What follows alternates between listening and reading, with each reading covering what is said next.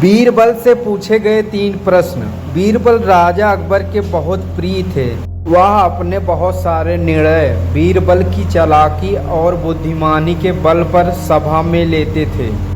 यह देखकर कुछ दरबारियों के मन में बीरबल के प्रति घृणा जागृत हो गई। उन दरबारियों ने मिलकर बीरबल को बादशाह अकबर के सामने नीचा दिखाने के लिए एक योजना बनाया। उन दरबारियों ने अकबर के समक्ष कहा कि अगर बीरबल हमारे 3 प्रश्नों का उत्तर दे देंगे तो हम मान जाएंगे कि बीरबल से बुद्धिमान कोई नहीं है। बीरबल की बुद्धि की परीक्षा लेने के लिए बादशाह अकबर हमेशा तैयार खड़े रहते थे। यह बात सुनते ही राजा अकबर ने हाँ कर दिया। प्रश्न कुछ इस प्रकार के थे।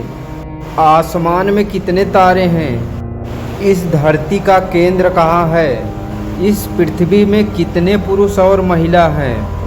यह सुनते ही अकबर ने तुरंत बीरबल से कहा, अगर तुम इन प्रश्नों के उत्तर नहीं दे पाओगे तो तुम्हें अपने मुख्यमंत्री के पद को त्यागना पड़ेगा।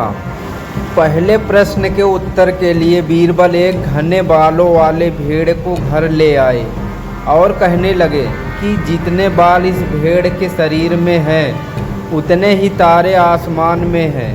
अगर मेरे दरबारी मित्र इस भेड़ के सभी बाल गिनना चाहे तो गिन सकते हैं। दूसरे प्रश्न के उत्तर के लिए बीरबल जमीन पर कुछ रेखाएं खींचने लगे और कुछ देर बाद उन्होंने एक लोहे की छड़ी को गाड़ दिया और कहा, यह है धरती का केंद्र बिंदु।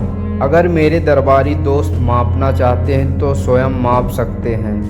तीसरे सवाल के उत्तर में बीरबल बोले, वैसे तो यह बताना ही मुश्किल है कि इस दुनिया में पुरुष कितने हैं और महिलाएं कितनी हैं, क्योंकि इस दुनिया में कुछ ऐसे भी लोग हैं जिनको उस गणना में नहीं जोड़ा जा सकता, जैसे कि हमारे यह दरबारी मित्र।